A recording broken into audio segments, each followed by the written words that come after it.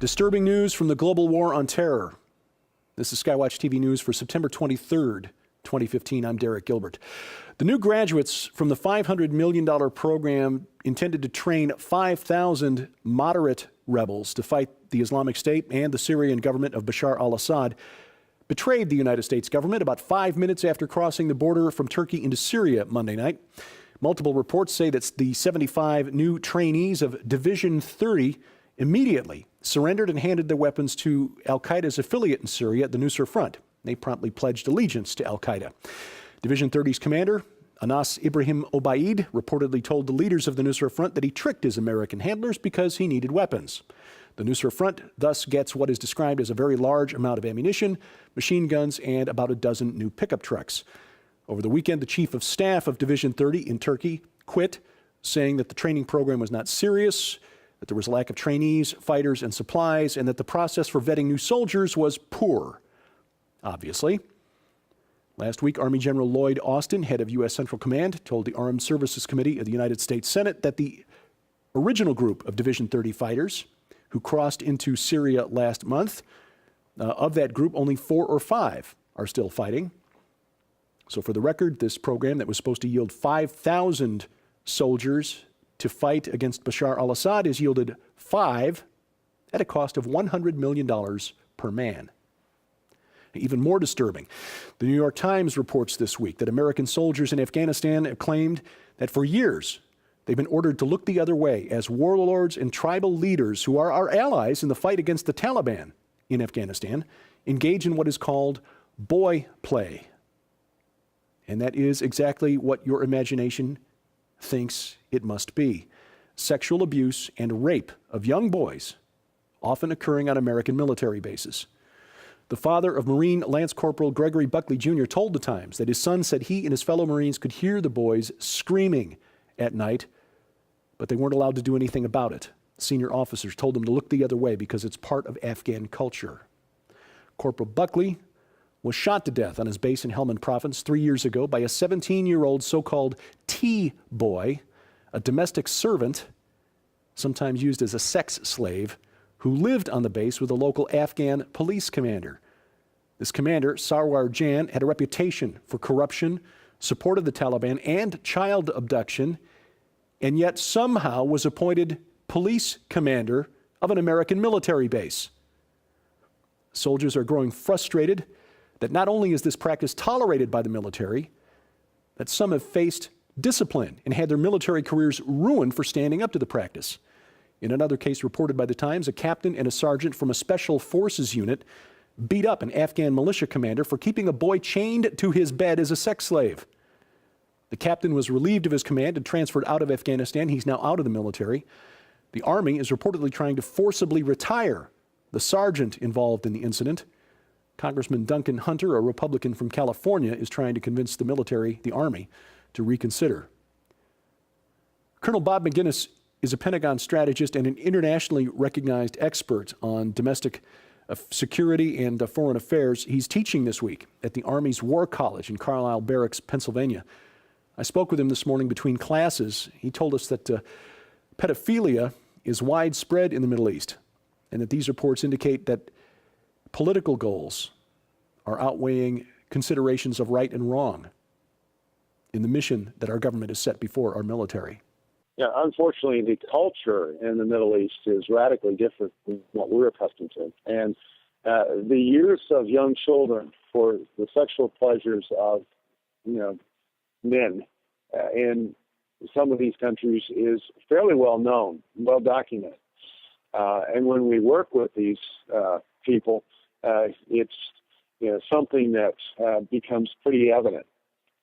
And when we try to do something about it, often the case has been that we're told to turn a blind eye to that. No, it's wrong, it's immoral, and yet it's something that is fairly well known amongst the people that have fought in those regions for a long time.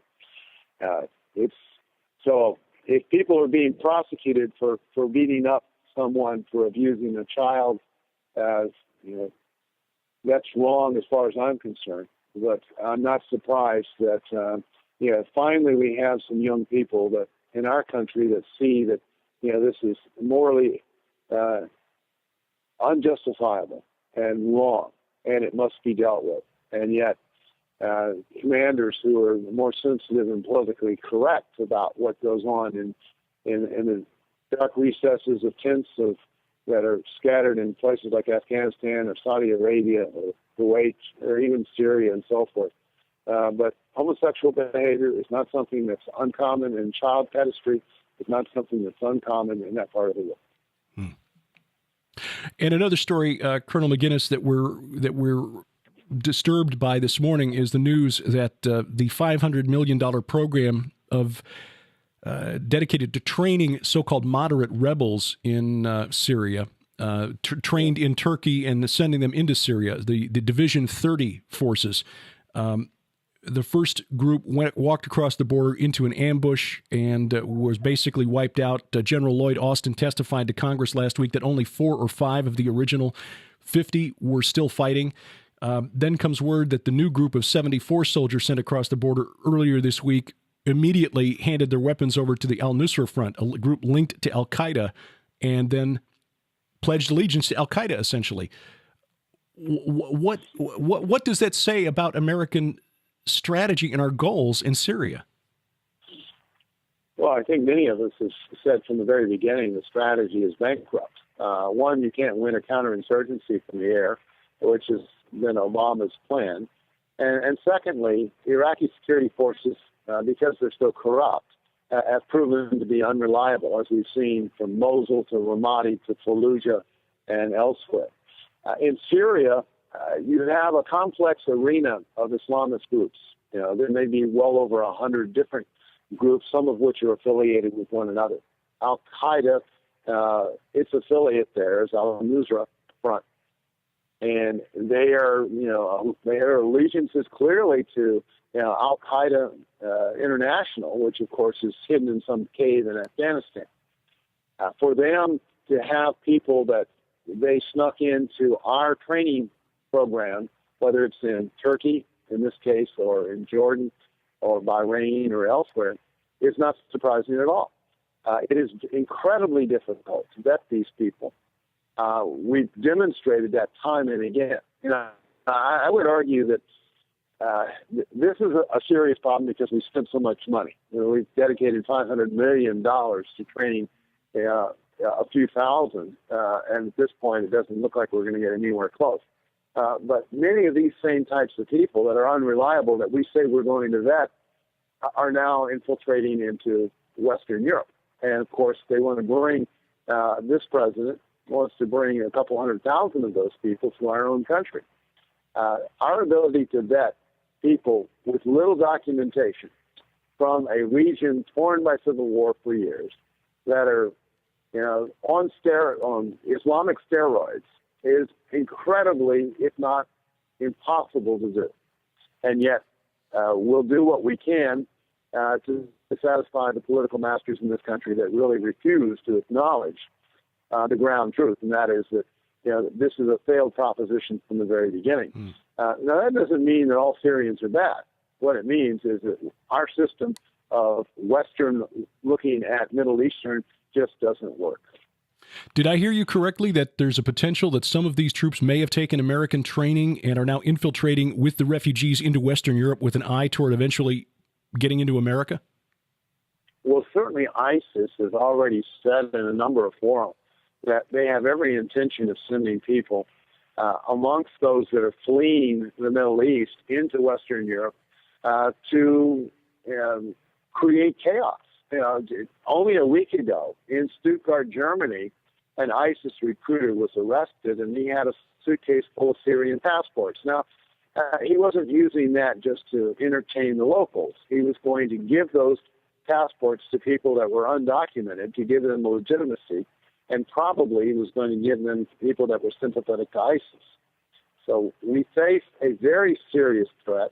It's not something that this administration seems to be prepared to do, and yet even our own FBI director says that there's an investigation on ISIS in all 50 states. Why in the world, at this juncture, would we allow our government, Homeland Security, to bring in a couple 100,000 additional Syrian refugees, even though we care for the refugees, bring them into our shores and let them loose in our country, knowing full well that some of them are likely radicalized. There's plenty of proof of this, and just demographically, that's going to be the case. But yet, we certainly have some bad counsel and some bad decisions being made at the national level of this country.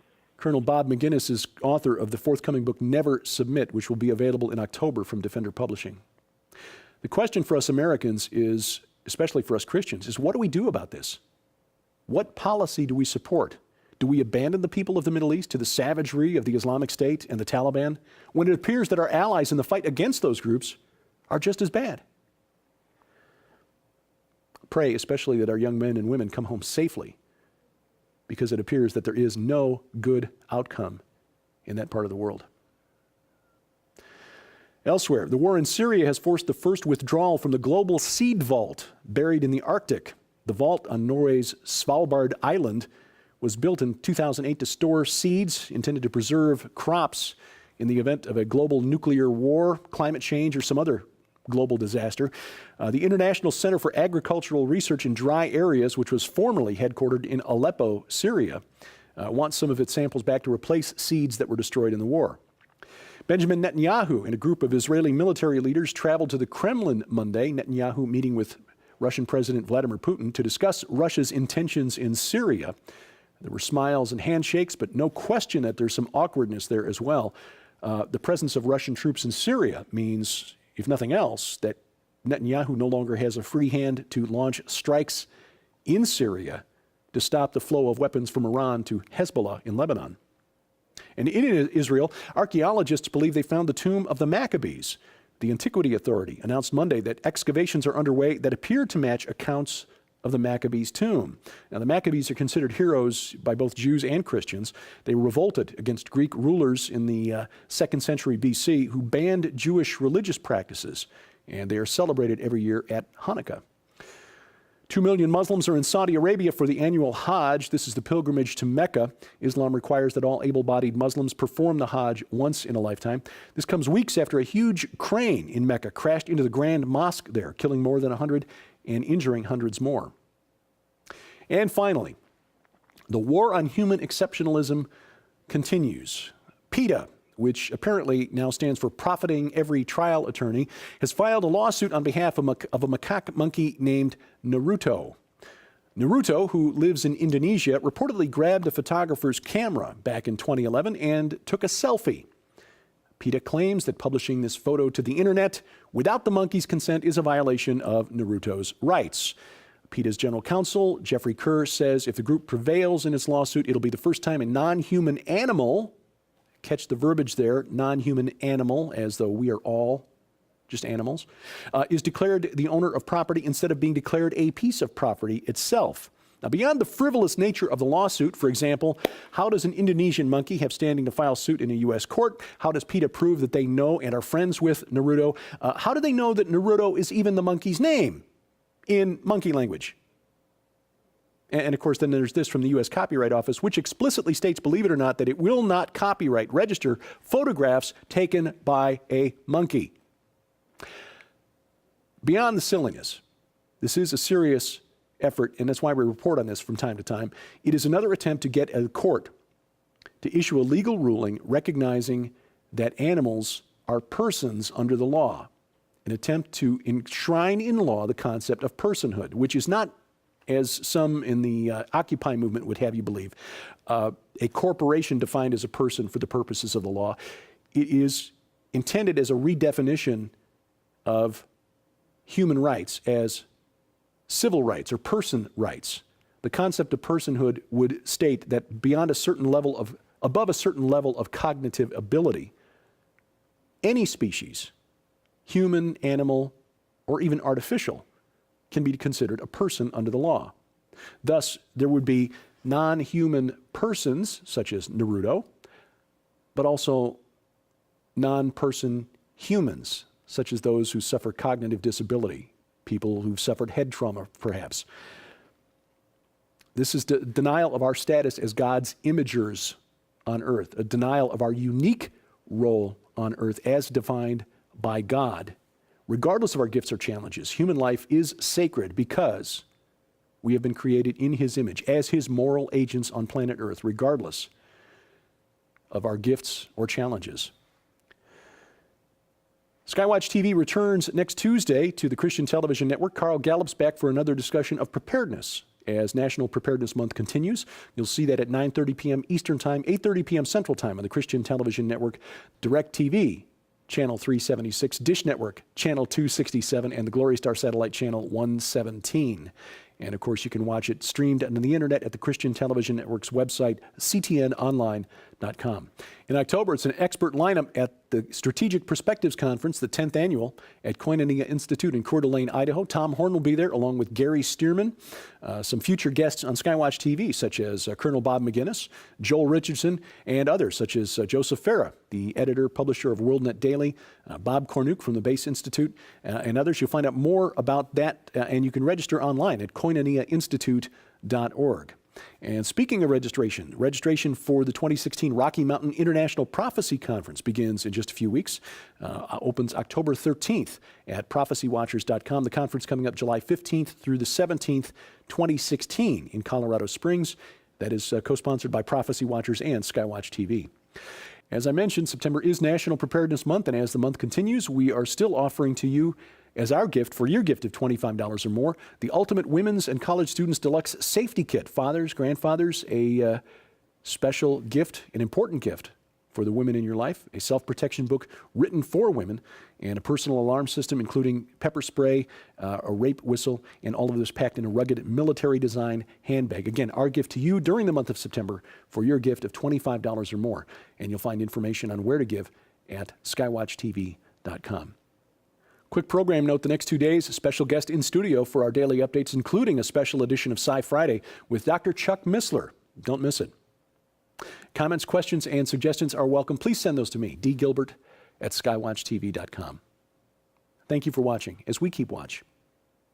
I'm Derek Gilbert, and this is SkyWatch TV.